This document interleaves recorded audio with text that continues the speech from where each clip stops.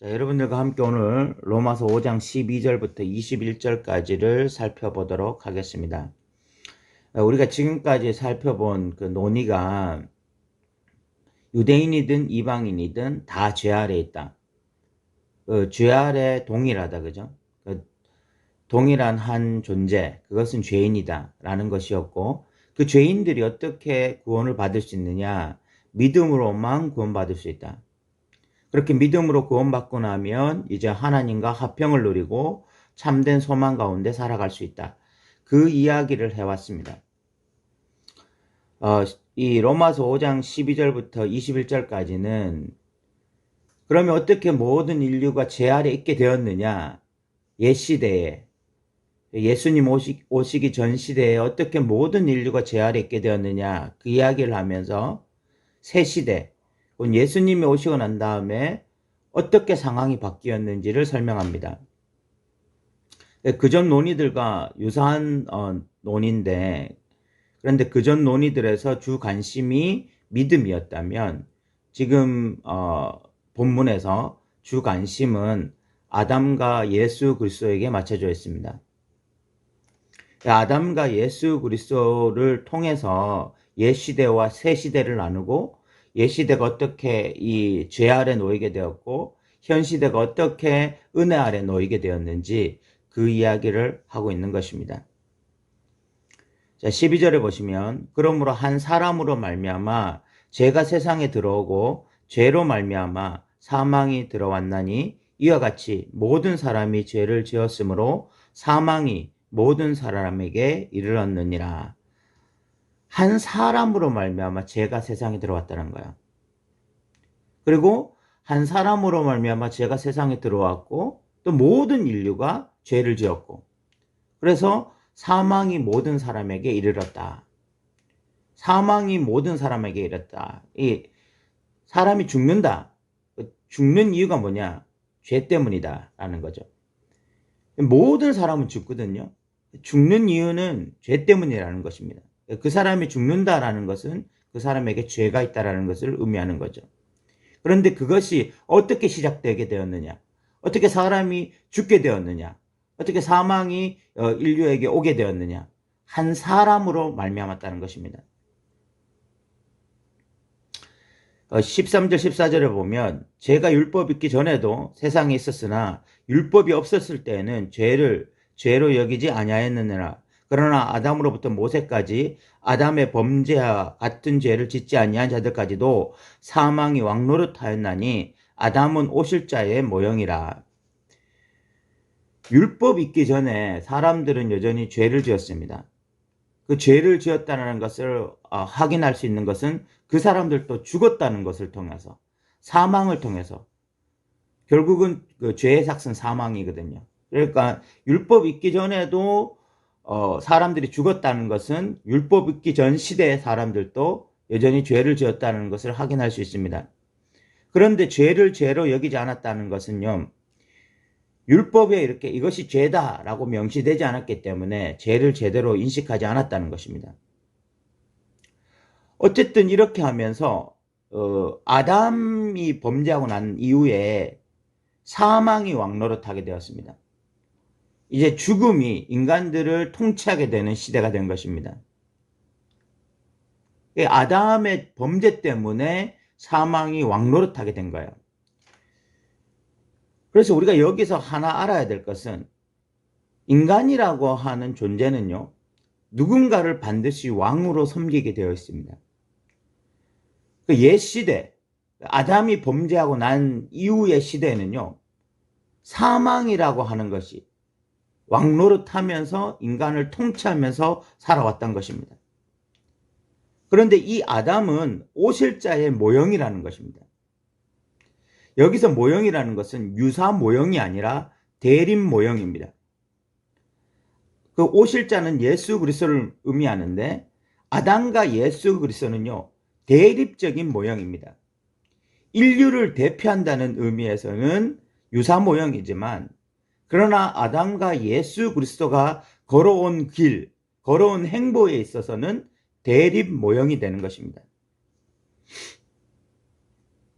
그래서 15절에 보면 그러나라고 시작하는데 이 은사는 그 범죄와 같지 아니하니 곧 한 사람의 범죄를 인하여 많은 사람이 죽었은즉 더욱 하나님의 은혜와 또한 한 사람 예수 그리스도의 은혜로 말미암는 선물은 많은 사람에게 넘쳤느니라. 자, 여기서 아담과 예수 그리스도가 대립 모형으로서 대조가 되고 있는데, 아담은요 사망을 끌고 온 장본인이라면, 사망을 끌고 와서 인류를 사망 아래 두고 사망이 인류를 통치하게 만든 장본인이라면, 예수 그리스도는요 우리에게 은사를 주신 장본인이라는 것입니다. 그 은사를 통해서요 사람들을 살리는, 사망에서 벗어나게 하는, 그래서 은혜 아래 살게 하는 그런 선물을 주신 분이 바로 예수 그리스도라는 것입니다. 그래서 16절에 또 이 선물은 범죄한 한 사람으로 말미암는 것과 같지 아니하니 심판은 한 사람으로 말미암아 정죄에 이르렀으나 은사는 많은 범죄로 말미암아 의롭다 하심의 이름이니라. 예수 그리스도를 통해서 이루어진 것이 뭐냐면 사람을 의롭게 하게 만들었다는 것입니다. 아담이 준 것이요 사람을 사망의 왕노릇 아래 놓이게 했다면, 예수 그리스도는요 은혜 아래서 사람들을 의롭게 하는 일을 하게 하신 거예요. 그래서 17절에 한 사람의 범죄로 말미암아 사망이 그 한 사람을 통하여 왕노릇하게 하였은즉 더욱 은혜와 의의 선물을 넘치게 받은 자들은 한 분 예수 그리스도를 통하여 생명 안에서 왕노릇하리로다.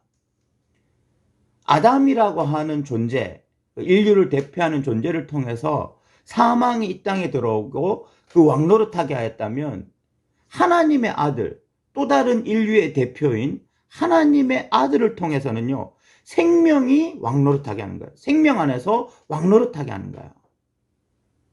인간은 누구의 그 지배 아래 있게 되거든요. 반드시 어떤 지배 아래 있는 존재가 인간입니다. 그전이 사망이 인류를 지배하는 그런 왕이었다면, 21절에 보면요 죄가 사망 안에서 왕노릇한 것 같이 은혜도 또한 의로 말미암아 왕노릇하리라. 이제는 예수 그리스도를 통해서 은혜가 왕노릇하게 되어지는 새로운 시대가 도래했다는 것입니다. 아담이라고 하는 그냥 그 인간 한 사람을 통해서도 죄가 왕노릇할 수 있다면, 하나님의 아들 그분의 그 사역을 통해서는 당연히 은혜가 왕노릇할 수 있게 되는 것이죠. 예수님의 사역이 아담의 사역보다 훨씬 능력 있고 훨씬 영향력이 크기 때문에 그런 것입니다. 그래서 옛 시대, 예수님이 오시기 전까지 시대는요 모든 인류가 사망이라고 하는 왕의 종로를 타면서 살아왔던 것입니다. 그런데 그 사망이라고 하는 왕은요 폭군이었습니다. 인류를 지배하되 공포의 대상이었습니다. 공포로, 폭군으로 인류를 지배했던 왕이 바로 사망이었습니다. 그런데 예수님이 오시면서 판이 뒤집혔습니다. 아담 한 사람으로 말미암아 죄가 세상을 지배했다면, 예수 그리스도로 말미암아 은혜가 지배하는 시대, 은혜가 왕노릇하는 시대, 그래서 하나님의 은혜 속에서 새로운 생명, 새로운 의로 살아가게 되어지는 그런 새로운 시대가 도래하게 된 것입니다. 그래서 19절에 보면 한 사람이 순종하지 아니함으로 많은 사람이 죄인 된 것 같이 한 사람이 순종함으로 많은 사람이 의인이 되리라. 아담 한 사람 때문에 다른 사람들이 죄인 되었다면, 그 예수 그리스도, 그 탁월하신 예수 그리스도를 통해서는 많은 사람이 이제 의인 될 수 있는 시대가 된 것입니다. 20절에 율법이 들어온 것은 범죄를 더하게 하려 함이라. 그러나 죄가 더한 곳에 은혜가 더욱 넘쳤다. 사도 바울은 여기서 율법에 대한 가감한 해석을 하고 있습니다. 그것이 뭐냐면 율법이 들어와서 범죄를 더하게 했다, 이렇게 말을 하고 있습니다. 율법이 죄를 더하게 하는 수단이었다, 이 말이 아니라 율법이 이 세상에 존재함으로 죄가 죄되게 만듦으로써 죄가 더 분명해지니까 범죄를 더하게 만드는 하나의 수단처럼 보인 것이죠. 너무나 가감한 해석입니다. 그러나 그 율법이 들어와서 죄를 죄되게 함으로써 그 죄가 더한 곳에 더욱 은혜가 넘치는 거죠. 율법이 들어와서 모든 인류인들이 죄인이다 라는 것을 판명나게 함으로써 구원자가 필요하게 되어지고 예수 그리스도가 오심으로써 그 구원자가 주어짐으로 은혜가 더 은혜되게 만드는 그런 수단이 되었다는 것입니다.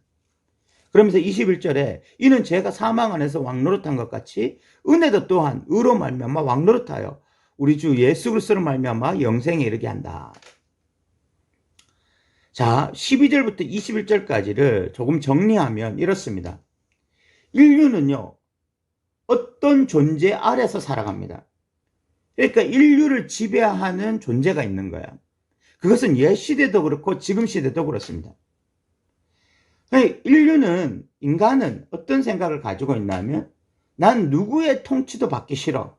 나는 그냥 나야. 난 내 멋대로 살아가. 라고 말을 하지만 그 모든 인류가 마지막 그 종착지가 어딘가 하면 사망이거든요. 결국은 모든 인류는요, 사망의 문제를 극복할 수가 없고 결국은 그 죽음에 대한 두려움으로 인류는 살아가는 거야.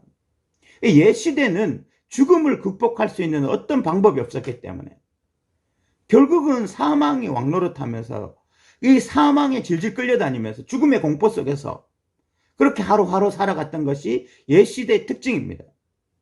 그런데 그 옛 시대가 그렇게 사망이 왕노릇하면서 질질 사망에 끌려다닐 때 그 어떤 시발점이 된 것이 바로 아담이었습니다. 아담이 죄를 범함으로 온 세상에 죄가 들어오고 그 이후에 사망이 온 인류를 지배하게 된 거죠.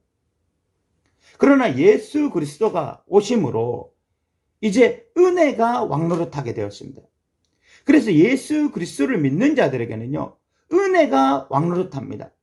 그래서 그 사람들은 의인이 되어지고 새로운 백성이 되어지고 그래서 하나님의 통치 속에서 살아가는 이 은혜를 경험하는 것입니다. 어떤 그리스도인들은요, 하나님의 통치가 부담스럽다고 말을 합니다. 나는 하나님은 믿지만 그러나 하나님의 통치 속에 살고 싶지는 않다고 말을 해요. 그 사람들은 무슨 말을 하고 있는지, 자기가 지금 무슨 말을 하고 있는지 모르는 것입니다. 하나님의 통치가 싫다? 나는 하나님의 통치 속에 있고 싶진 않다. 나는 하나님은 믿지만 하나님의 통치 속에 있고 싶진 않다. 그러면 그 사람을 지배하는 것은 사망이 지배하는 것이거든요. 인류는 무언가에 지배당하게 되어 있습니다. 하나님의 통치 속에 지배를 당하든지 아니면 사망의 지배 아래 아니면 죄의 지배 아래 사탄의 지배 아래 살게 되는 것이 인류의 어떤 존재 자체가 그런 거예요. 그런데 나는 예수님은 믿지만 하나님은 믿지만 하나님의 통치 속에 살긴 싫어요 라고 말하는 것은요, 결국은 하나님의 백성이 아니라 그냥 여전히 사망 아래, 죄 아래, 사탄의 노예 아래 살겠다는 것과 같은 것입니다. 결국은 옛 시대와 새 시대, 그 아담의 시대와 예수님 시대의 가장 결정적인 차이는요, 왕이 바뀌는 것입니다. 왕이. 그 전에 왕이 사망이었다면 지금의 왕은 은혜가 되는 거야. 하나님이 되는 것입니다. 그래서요, 결국 로마서가 하나님 나라다 이런 이야기를 할 수 있는 이유가 바로 이런 데 있는 것입니다. 우리가 예수님을 믿는다라는 것은 이제는 죄의 노예에 있지 않고 사망의 노예에 있지 않고 사탄의 노예에 있지 않고 은혜의 노예가 되는 것이고 하나님의 노예가 되는 것이고 새로운 백성이 되는 것을 의미하는 것입니다. 그것이 곧 하나님 나라거든요. 사랑하는 성도 여러분, 그 전에 우리는 폭군인 이 사망이라고 하는 왕의 노예로 살았습니다. 사망이 인류를 위협했습니다.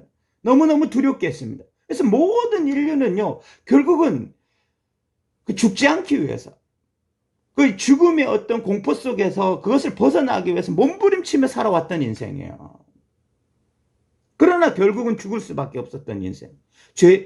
사망의 왕이 지배하는 그 인생 속에서 살아왔던 게 인류거든요. 그런데 새 시대 예수님이 오시고 죽음의 공포에서 벗어나 참 인간답게, 참 하나님의 백성답게 살 수 있는 길이 열린 거예요, 지금 이 시대가.